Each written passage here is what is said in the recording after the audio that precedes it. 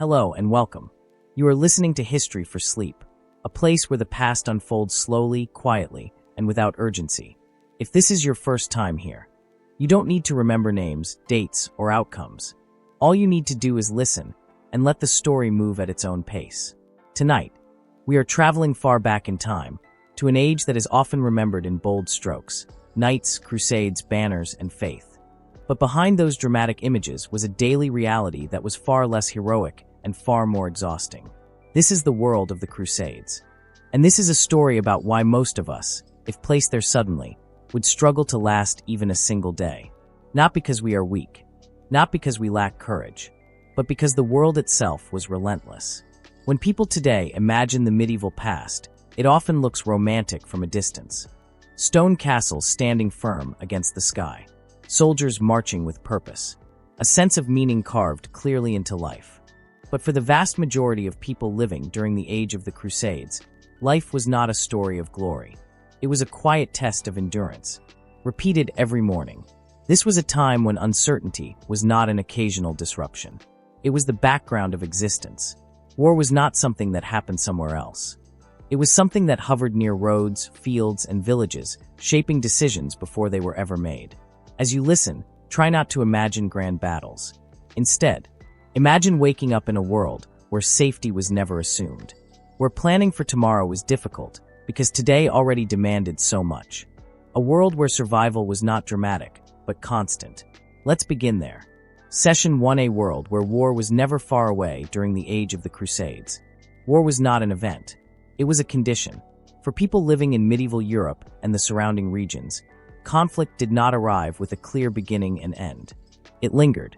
It moved slowly across landscapes, sometimes approaching, sometimes retreating, but never truly disappearing.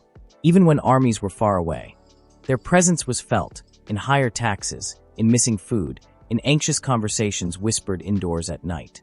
Most people were not soldiers. They were farmers, craftsmen, parents, children, and yet their lives were shaped by war just as surely as those who carried weapons. Fields could be trampled. Supplies could be taken. Villages could be forced to house or feed passing forces, regardless of loyalty or belief. Imagine living in a place where the road nearby is both a lifeline and a threat. Merchants travel on it, bringing news and goods. But soldiers travel on it too. And no one can be entirely sure which group will arrive next, or what they will demand. This uncertainty shaped behavior. People learned to keep possessions modest, to store what little they could quietly, to accept loss as something temporary but frequent. When conflict is constant, emotional energy is conserved. Fear becomes familiar. Caution becomes routine. Even the idea of home was fragile. A house was shelter, but not protection. Stone walls were rare. Most homes were built from wood, mud, or thatch. They were enough to keep out the cold, but not danger.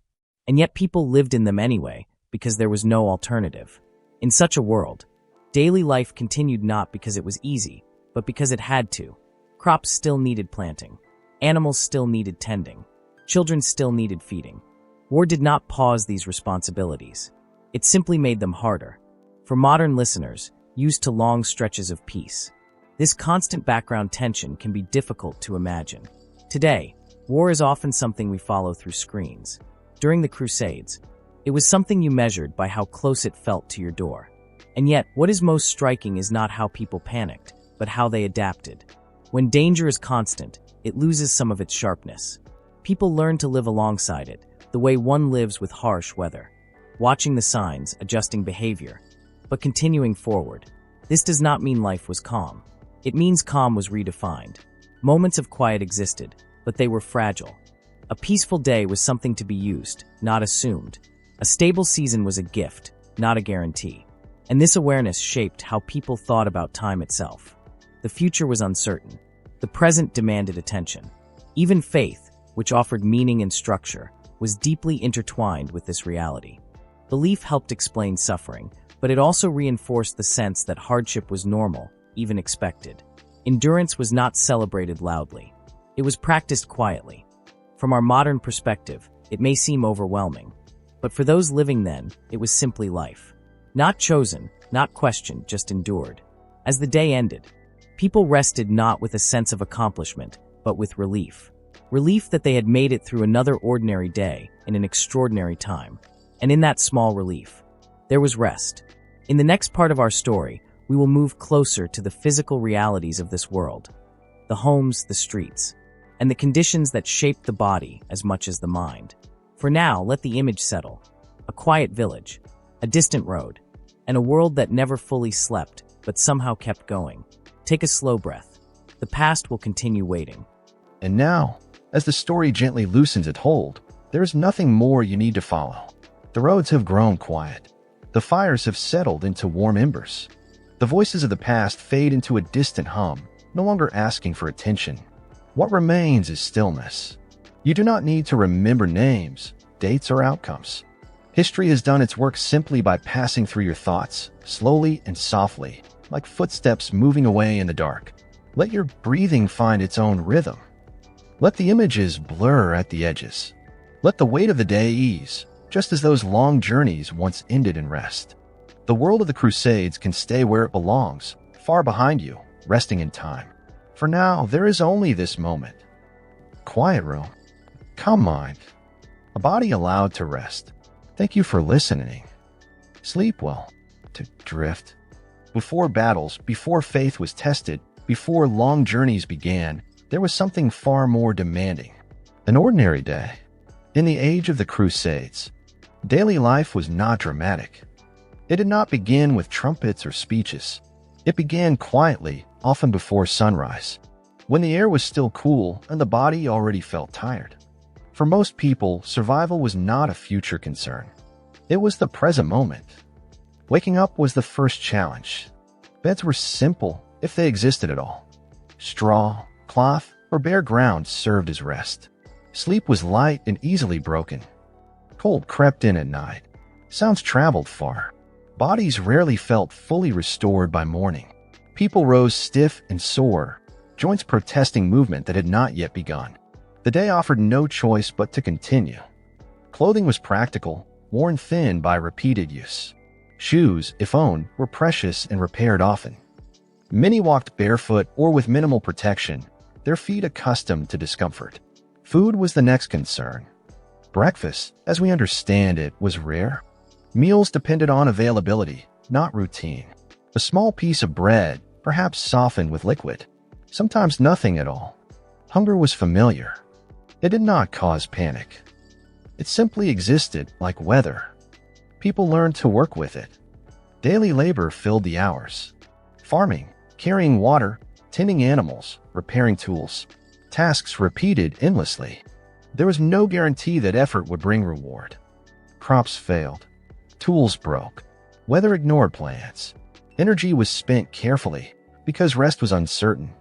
For those traveling or preparing to join larger movements, daily life was even more unstable. Home became temporary. Belongings were reduced to what could be carried. Every item had purpose. Anything unnecessary was left behind. Hygiene, by modern standards, was minimal. Clean water was valuable and not always safe. Illness spread easily, but was poorly understood. People accepted sickness as part of life. Recovery depended on strength, luck, and time.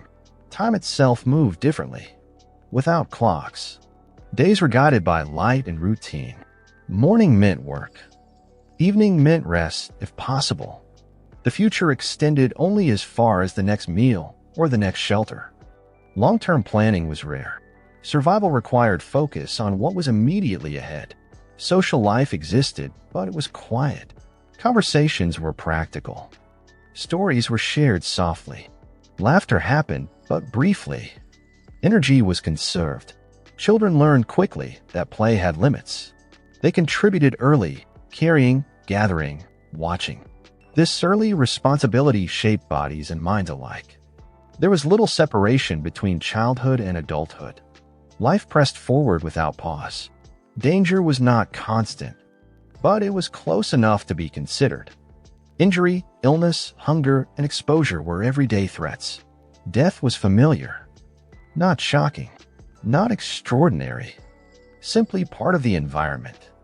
This familiarity did not make loss easier. It made it quieter.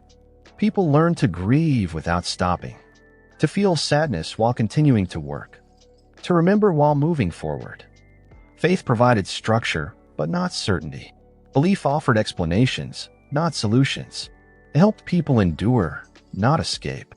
Daily prayers blended into routine. They were part of life, not interruptions to it. Hope existed, but it was modest. Hope for a good harvest. Hope for safe travel. Hope for another day. Ambition was limited by reality. Against this background, the idea of leaving home, traveling far, and facing unknown dangers did not appear as heroic adventure. It appeared as an extension of an already difficult life. If survival was uncertain at home, it remained uncertain elsewhere. This is why so many joined movements like the Crusades. Not always for glory, but because instability was already normal. Life had taught them endurance before any journey began. By the time people set foot on long roads, they were already tired, already hungry, already familiar with discomfort. The strain did not begin with war. It began with daily life. Understanding this helps us see the age of the Crusades not as a series of dramatic events, but as a continuous struggle shaped by ordinary days. Days that asked little in return and took much instead. As evening arrived, work slowed. Bodies sought rest wherever it could be found. Fires were small. Conversations faded. The night returned, bringing cold, quiet, and the same uncertainty waiting again at dawn. This was the foundation upon which everything else was built. And it was already more than most people today would expect to endure. If war was the background noise of life during the age of the Crusades, then living conditions were the constant pressure that never lifted. You could avoid a battlefield. You could hope an army passed somewhere else. But you could not step away from the place where you slept, ate, and tried to recover your strength. Most people lived in small, crowded homes built from whatever materials were close at hand. Wood, mud, straw, sometimes stone if fortune allowed. These houses were not designed for comfort. They were designed to exist, to stand long enough to shelter a family through rain, cold, and wind. Privacy was rare. Space was limited. Light was precious. Inside, the air was often thick. Fires burned for warmth and cooking, but smoke had few places to escape. Windows were small, sometimes little more than openings covered with cloth or shutters. Fresh air entered slowly. Stale air lingered. Breathing, in a sense, was already work. Floors were usually dirt or rough wood. Animals often shared the same space, especially in colder seasons. This was practical, not careless. Body heat mattered. Every source of warmth was used. But it also meant that cleanliness, as we understand it today, was almost impossible to maintain. Waste disposal was simple and unpleasant. There were no pipes, no flowing water systems, no quiet removal of what the body leaves behind. Waste went into streets, pits, or nearby water sources. Over time, these places became part of daily navigation. People learned where to step, where not to step, and how to move carefully without thinking too much about it. Water itself was a constant concern. Clean water was not guaranteed. Wells could be contaminated. Rivers served many purposes at once: drinking, washing, disposal. This overlap was not ideal, but it was accepted. People did not expect purity. They expected survival. In cities, the situation could be even more intense. Narrow streets trapped smells. Crowded homes pressed families close together. Noise never fully faded. And yet cities grew because they offered work, trade, and protection behind walls. Comfort was not the reason people gathered. Opportunity was. For someone living today, accustomed to quiet rooms, clean surfaces, and running water, this environment would feel overwhelming within hours. But medieval people did not experience it as a sudden shock. They were born into it. Their senses adjusted. What we would call unbearable became ordinary. This is an important detail to remember. Suffering is not only about conditions. It is also about expectation. When your expectations are low, endurance rises. When discomfort is familiar, it loses some of its power. That does not mean life was pleasant. It means it was normalized. Daily routines formed around these conditions. Cleaning was done with what was available. Water was carried carefully. Fire was tended constantly. The body learned to conserve energy, to move efficiently, to rest whenever possible. Rest was not leisure. It was preparation for the next effort. At night, darkness arrived fully. There were no bright lights to push it away. Candles were used sparingly. Sleep came earlier, often not because people were relaxed, but because there was little reason to stay awake.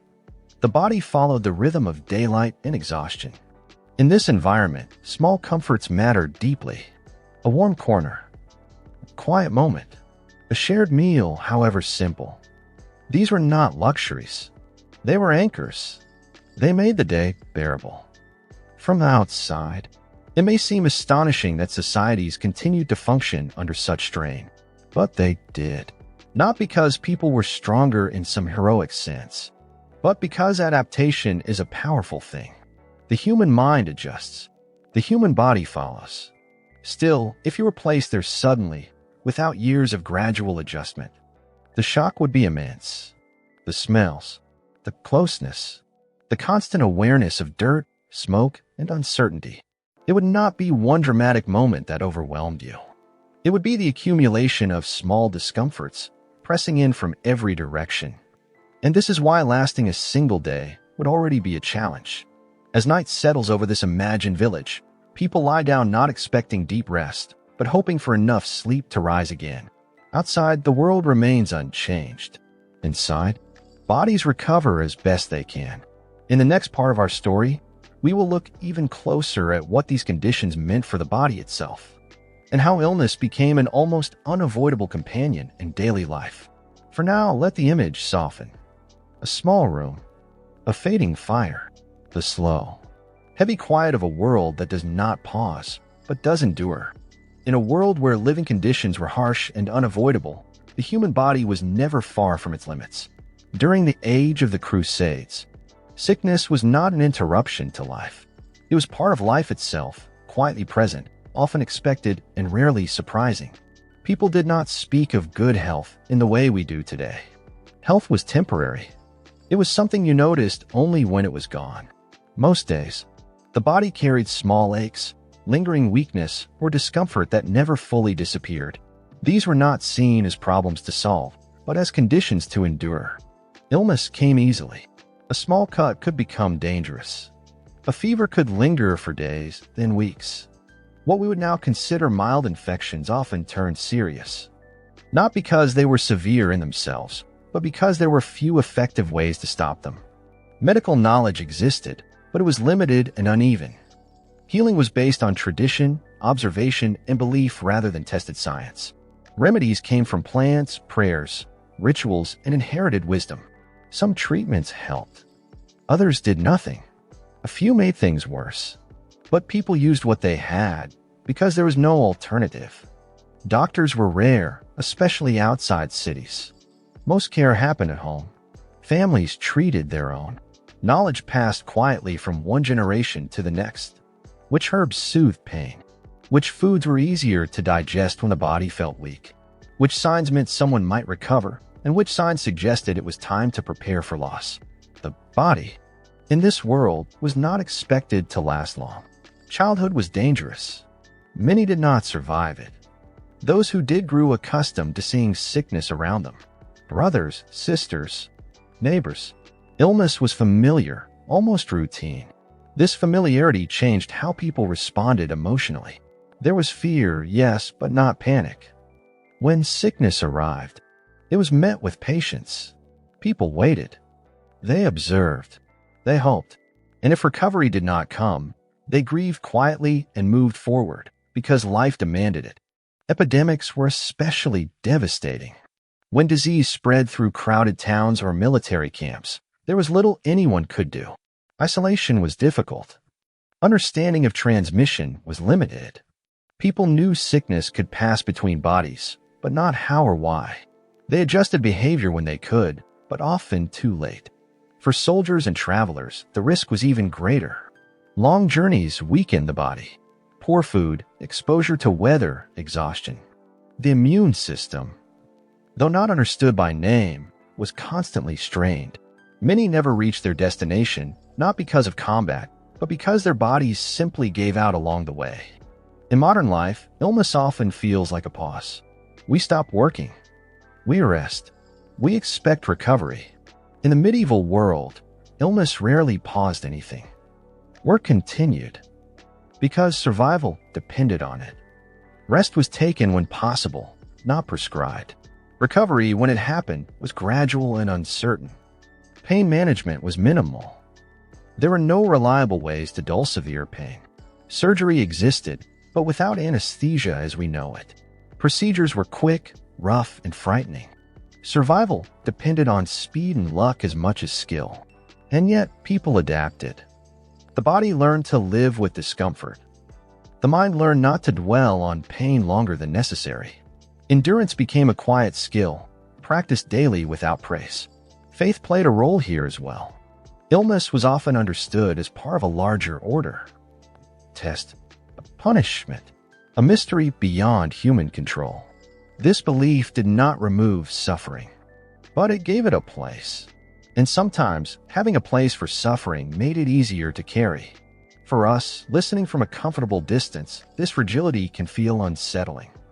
We are used to the idea that the body can be fixed, that problems have solutions, that help is close. In the age of the Crusades, the body was accepted as temporary, unpredictable, and easily broken. This acceptance did not mean people valued life less. In many ways, they valued it more. Precisely because it was fragile. Small improvements mattered. A good day mattered. Feeling slightly better mattered. As night came, those who were ill rested where they could. There were no machines to monitor them, no bright lights, no alarms. Just breathing in the dark, watched quietly by those who hoped for morning. Some mornings came, others did not. And yet, the world continued. Fields were planted. Roads were walked. Children were born. Life did not wait for perfect health. It moved alongside sickness, carrying it gently but firmly into the next day. In the next part of our story, we will turn to something just as essential to survival as health: food. What people ate, how often they ate, and why hunger was a constant presence in medieval life. For now, let the body rest. Let the story slow. The past does not rush. It waits. In a world where bodies were already fragile, food was never simply about pleasure or taste. During the age of the Crusades, food was about survival, about maintaining just enough strength to keep moving through the day. Hunger was not a sudden crisis. It was a quiet companion, walking alongside people for most of their lives. Meals were simple and repetitive. Bread formed the center of most diets when grain was available. Vegetables came from small gardens or nearby fields. Meat was rare, often reserved for special occasions or certain seasons. What people ate depended heavily on the time of year, the weather, and the condition of the land. There was no guarantee of abundance. A good harvest brought relief, not comfort. A bad harvest brought anxiety that settled in early and stayed for months. People learned to stretch what they had, to water down soups, to share small portions carefully, to recognize hunger not as an emergency, but as a state of being. War made everything worse. Fields could be destroyed. Farmers could be forced to leave land untended. Supplies could be taken by passing armies, regardless of whether the village supported them or not. Even when violence was far away, its effects reached the dinner table. For most families, planning meals meant planning around uncertainty. No one assumed the next week would look like this one. Food storage was limited. Preservation methods existed, but they were imperfect. Spoilage was common. Loss was expected. Children grew up understanding hunger early. They learned which foods lasted longer, which plants could be eaten in hard times, and which meals meant the household was doing well. Hunger shaped growth, energy, and resilience from a young age. For adults, hunger influenced every decision. Work was done on limited strength. Illness recovered more slowly. Small injuries healed poorly. The body, already under strain from living conditions and disease, was further weakened by lack of nourishment. And yet, food was also one of the few sources of comfort. A warm bowl of stew, fresh bread when it was available, a shared meal that offered not fullness, but a sense of normalcy. These moments mattered deeply. They broke the rhythm of endurance and offered brief reassurance. There was no clear separation between hunger and health.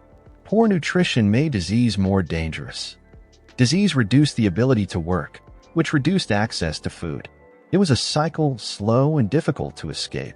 Seasonal rhythms governed everything. Spring offered hope but little food.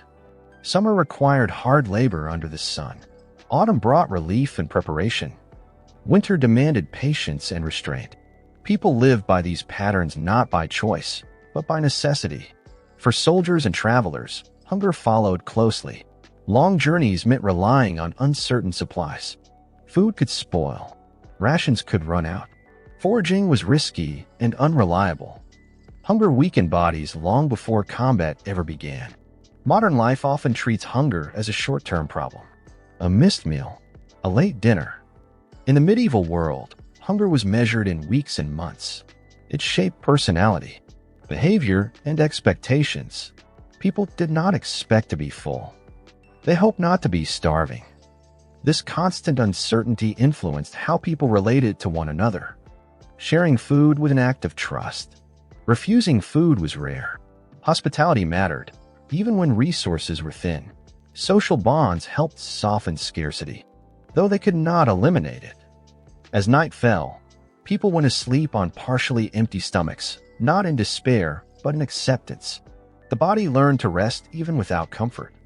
Dreams were shaped by hunger just as much as by hope.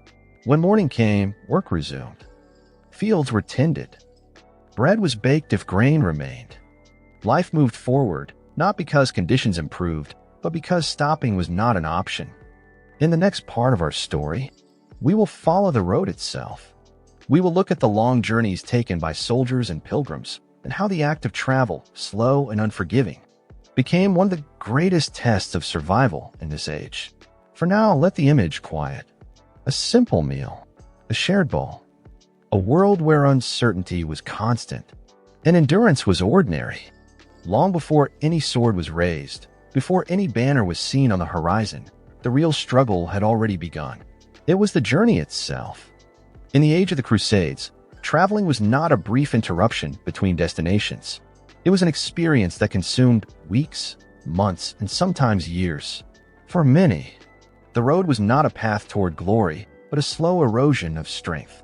After weeks of limited food, bodies were already weakened. Hunger did not disappear when people began moving. In many cases, it grew worse. Traveling meant leaving familiar sources of food behind. Fields, gardens, and known routes vanished, replaced by uncertainty. Most journeys were made on foot.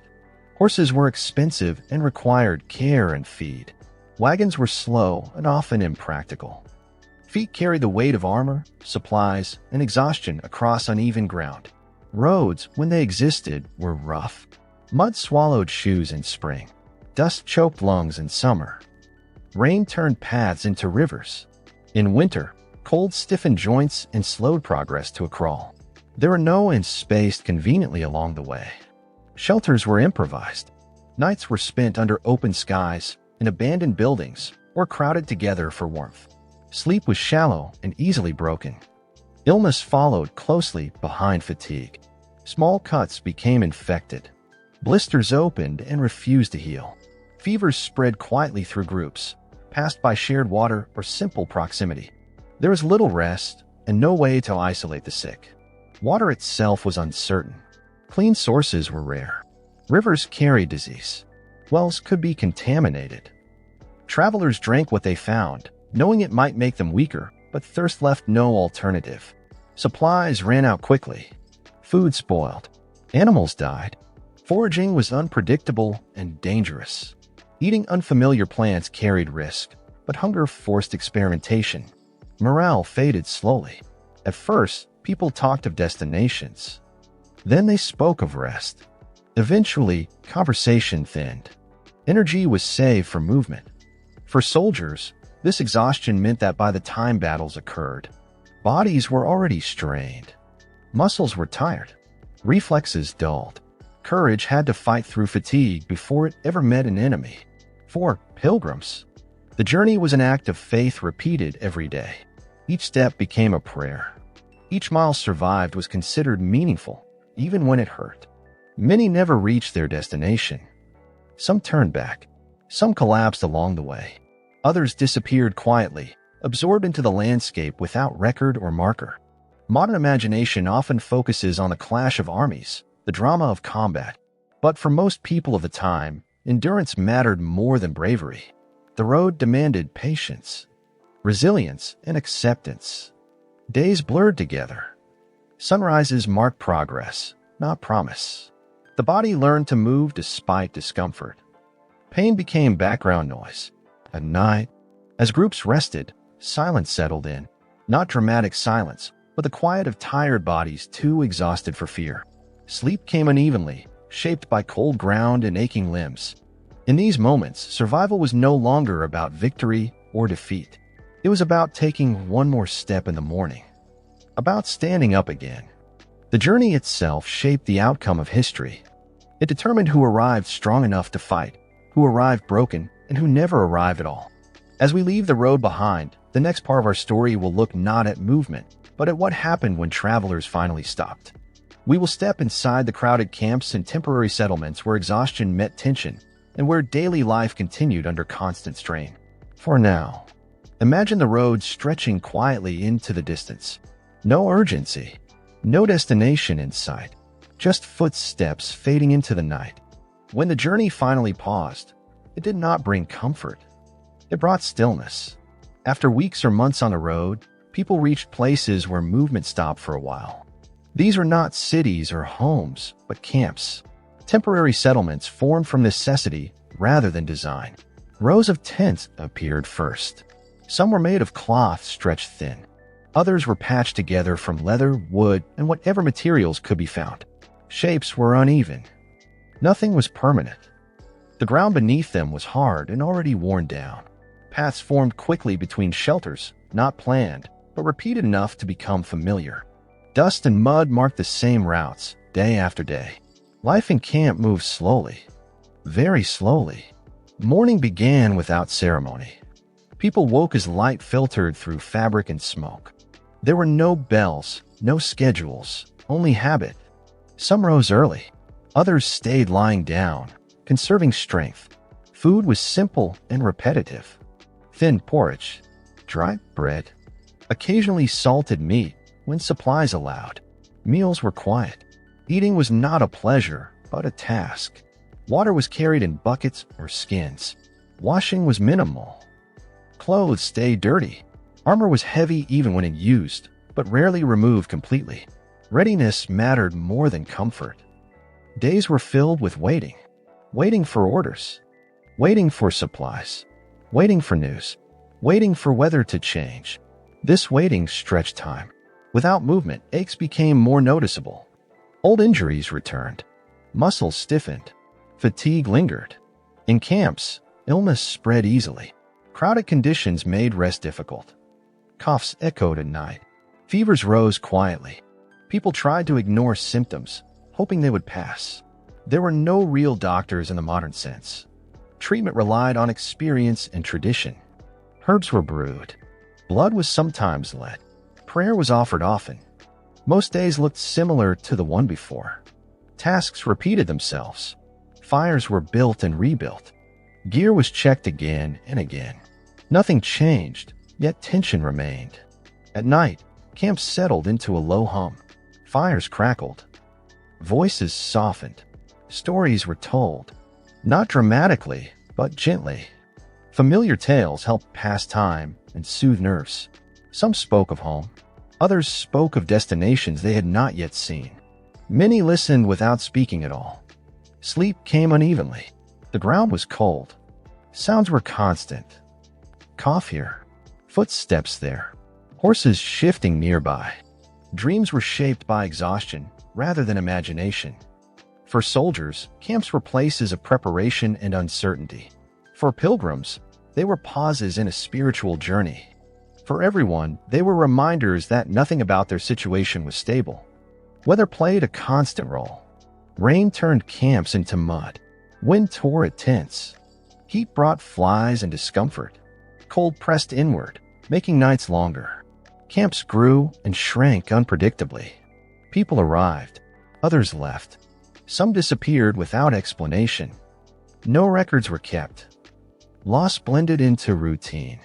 Despite this, small rhythms developed. Familiar faces became comforting. Certain fires became gathering points. Even temporary places gained a sense of familiarity. Time slowed in these spaces. Without progress, days felt longer. Waiting demanded patience more than strength. Eventually, movement would resume. Orders would come.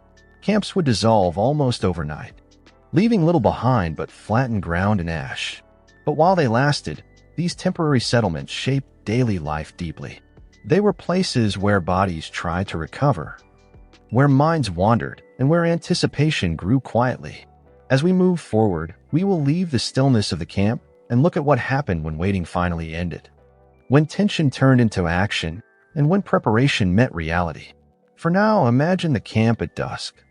Fires glowing softly, voices fading, the slow rhythm of breathing settling into the night. As the camp settled into stillness, the quiet did not always bring rest. For many, it brought thoughts. After the waiting, after the long days of doing very little, the mind began to wander forward, toward what had not yet happened, but soon would, toward uncertainty. Fear did not announce itself loudly. It arrived slowly, like a shadow stretching across the edge of awareness. It was present in the pauses between conversations, in the way hands lingered on small objects, in the way people stare into fires longer than necessary. In the age of the Crusades, fear was constant, but rarely spoken about directly. To admit fear was to admit weakness, and weakness was dangerous. So fear learned to live quietly, inside the body. Some feared injury, others feared death. Many feared something less clear but equally heavy, the idea of being lost far from home, never returning, never being remembered. Without modern ideas of mental health, people did not name anxiety or trauma, but they felt them all the same. Sleeplessness, racing thoughts, sudden silence, irritability, long stares into nothing. Faith played a powerful role in how people managed these feelings. For many, belief was not abstract. It was practical.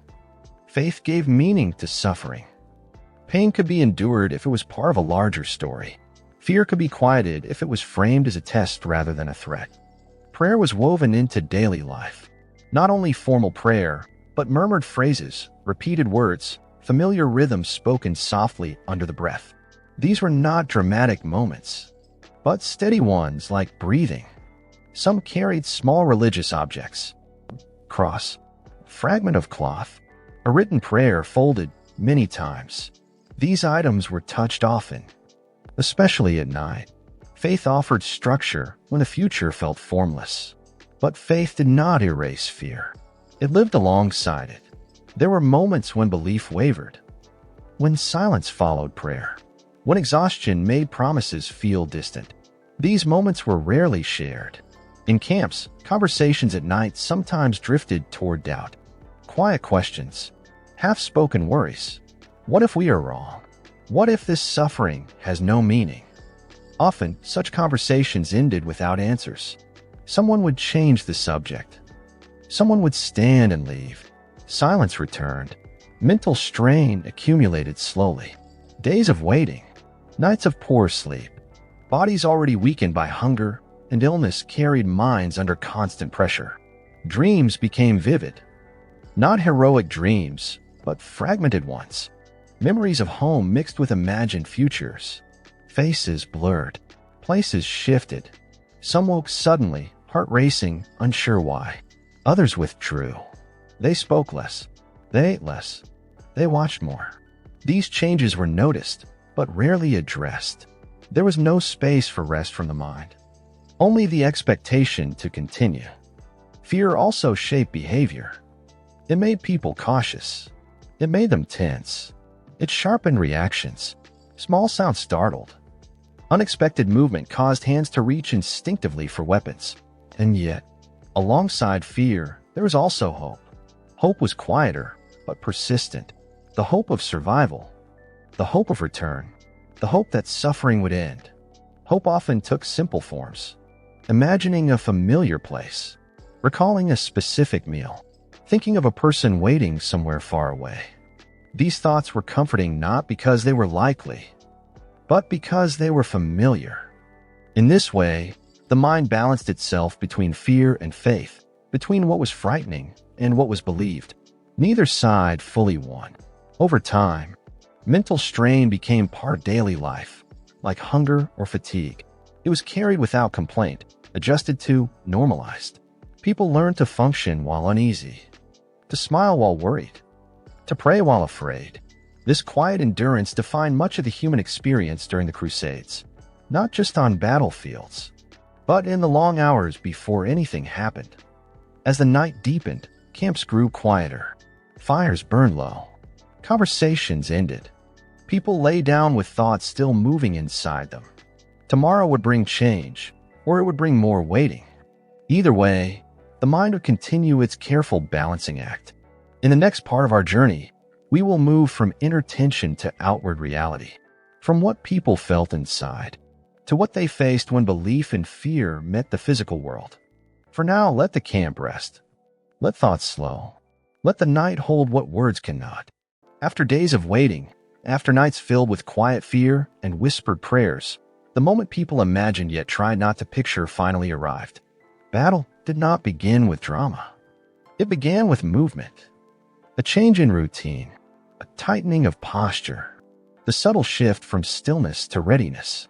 People stood up, adjusted clothing, checked simple equipment that had already been checked many times before. The mind, already stretched thin, had little time to prepare the body. For many in the age of the Crusades, the reality of violence did not match the stories they had heard. Tales of glory and honor faded quickly when faced with noise, confusion, and closeness.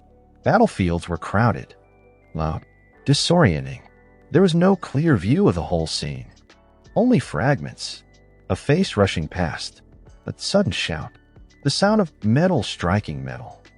The uneven ground beneath tired feet. Fear, once quiet and internal, became physical. Heartbeats quickened. Breathing shortened. Muscles tightened without instruction. The body reacted faster than thought. In these moments, training was limited. Many fighters were not professionals. They relied on instinct, imitation, and sheer momentum. Violence was not clean or controlled. It was chaotic. Weapons were simple. Blades dulled quickly. Armor was uneven. Protection depended on luck as much as design. Injuries happened suddenly. A cut to the arm. A blow to the leg. A fall that twisted something beyond repair. Pain arrived sharply, then spread. Medical understanding was minimal. There was no concept of sterile treatment. Wounds were cleaned with water, if water was available. Cloth was used to bind injuries, often already dirty. Infection was a constant threat. A small wound could become serious within days. Swelling, fever, discoloration, pain that did not fade. People feared wounds almost as much as death, because a wound meant waiting, watching, hoping it would heal on its own. Those who could still walk were often expected to continue. Rest was rare. Pain was endured quietly. Those who could not walk were carried, if possible, or left behind. This reality was understood, but rarely spoken about beforehand. Battle also affected the senses. The noise was overwhelming. Shouts, cries, the clatter of equipment. It was difficult to hear instructions, difficult to tell who was near. Vision narrowed. People focused on what was directly in front of them. Peripheral awareness faded. Time felt distorted. Moments stretched, then collapsed. Afterward, when movement slowed, many struggled to remember details clearly. What happened first? Who stood where? How long it lasted? The body remembered more than the mind. Hands trembled. Muscles ached. Breathing remained uneven long after the fighting ended. For those who survived without injury, exhaustion followed quickly. A deep, bone-heavy fatigue. Sitting felt like relief. Lying down felt like sinking. For the injured, there was no such relief. Pain was constant, unpredictable. Sometimes sharp, sometimes dull, sometimes numbing. Care was improvised. Fellow travelers helped as they could. Herbs were applied. Words were spoken softly, though they offered little certainty. Faith returned strongly in these moments, not as explanation, but as comfort. Prayers were spoken over wounds. Blessings murmured. The hope was not always for recovery, but for peace. Death was present, but not always dramatic. Many died quietly, from blood loss, from shock, from infections days later. There were no ceremonies in the moment, no time for reflection. Life moved forward because it had to. For those who remained, the experience of violence lingered. Sleep became difficult. Loud sounds caused sudden alertness. Images returned uninvited. Without language for trauma, people simply carried it. They adapted, or they broke. Some became quieter. Others became hardened. Some leaned more deeply into belief. Others withdrew from it. The reality of battle reshaped expectations. The romantic image of conflict dissolved. What remained was survival. Even victory felt heavy. Celebration was muted. Energy was low. Loss was everywhere. And after battle, there was always more waiting. Wounds healed slowly, if at all. Supplies needed replenishing. Decisions were delayed. The body and mind both needed time, but time was rarely given. In this way, violence was not a single moment. It was a process, one that began before the first strike and continued long after the last. As the dust settled and camps reformed, people returned to a familiar pattern. Sitting, watching, thinking. The difference was that now, the fear had memory attached to it. And yet life continued. Meals were prepared. Fires were lit. Conversations resumed, quieter than before. The human ability to normalize even the most intense experiences was essential to survival. As night returned, the sounds of battle faded into recollection. Pain remained, but movement slowed. Thoughts grew heavier. In the next part of our story, we will step away from the clash itself and look at what followed. How people lived after violence. How loss was absorbed into daily routine. For now, let the battlefield grow distant. Let the body rest. Let the mind loosen its grip on what it has witnessed. When the noise faded, what remained was silence. Not the peaceful kind, but a heavy, unfamiliar quiet that settled over everything. The kind of silence that follows great effort, great fear, and great loss. After battle, there was no clear ending. No moment where life simply returned to what it had been before. Instead, there was a slow, uncertain transition as people tried to understand what had changed. The first task was practical. The wounded needed care. The dead needed attention. Equipment lay scattered. Fires had burned out. Supplies had been consumed or lost. People moved carefully now, more slowly, as if the ground itself demanded caution. Loss was everywhere, but it was uneven. Some groups were missing many faces, others fewer. Survivors noticed absence before anything else. A familiar voice not heard. A place by the fire left empty. Grief did not arrive all at once. It came in small moments. When someone reached for a shared tool and remembered who usually held it.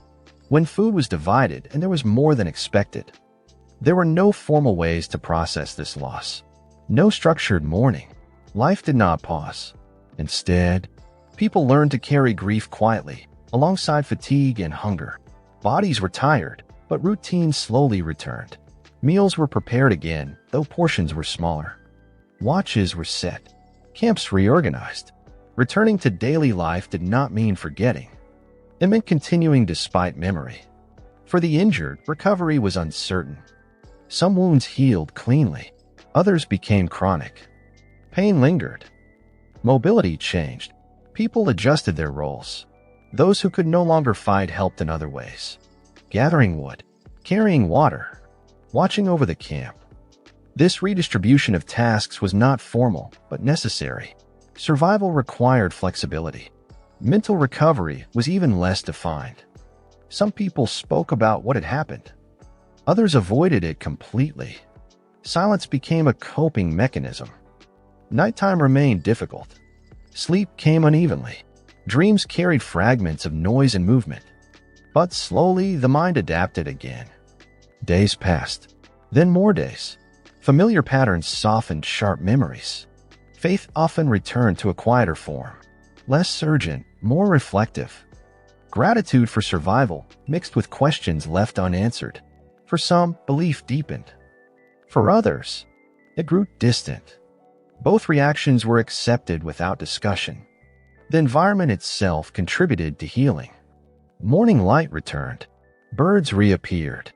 Wind moved through fabric and trees. These small, ordinary sensations reminded people that the world continued beyond conflict. Children, if present, resumed play. Their voices, tentative at first, slowly regained energy. Laughter returned, though softer than before. Life, it seemed, insisted on itself. Returning to daily life did not mean returning home. Many were still far from familiar places, but routines created a sense of temporary normalcy. People cleaned their belongings, repaired what could be repaired, organized what remained. In these quiet acts, there was comfort. The experience of violence did not vanish, but it settled deeper, becoming part of personal history rather than immediate reality. This was how people endured the age of the Crusades, not through constant intensity, but through repeated adjustment. Suffering became background noise. Life continued in its presence. As time passed, memories softened, edges blurred. What remained was not the noise, but the feeling, the heaviness, the awareness of fragility. Yet alongside that awareness grew resilience. People learned how much they could endure, how much they could lose and still wake up the next morning. This endurance was not heroic. It was quiet, ordinary, human. As camps prepared to move again or to settle for a longer stay, the rhythm of life resumed its slow pace. Steps became measured. Voices stayed low. Movements conserved energy. The world felt changed, but familiar enough to navigate. As this part of the journey comes to rest, we begin to see the full picture. Not just battle and belief, but the long spaces between them. The waiting, the recovery, the continuation. This is where history often lingers, not in dramatic moments, but in the quiet persistence of everyday life. And in this quiet, as the body rests and the mind slows, it becomes easier to let go of the day, to breathe more deeply, to drift. And now, as the story gently loosens its hold, there is nothing more you need to follow. The roads have grown quiet. The fires have settled into warm embers. The voices of the past fade into a distant hum, no longer asking for attention. What remains is stillness. You do not need to remember names, dates, or outcomes. History has done its work simply by passing through your thoughts, slowly and softly, like footsteps moving away in the dark. Let your breathing find its own rhythm. Let the images blur at the edges. Let the weight of the day ease, just as those long journeys once ended in rest. The world of the Crusades can stay where it belongs, far behind you, resting in time. For now, there is only this moment. Quiet room. Calm mind. A body allowed to rest. Thank you for listening. Sleep well. To drift.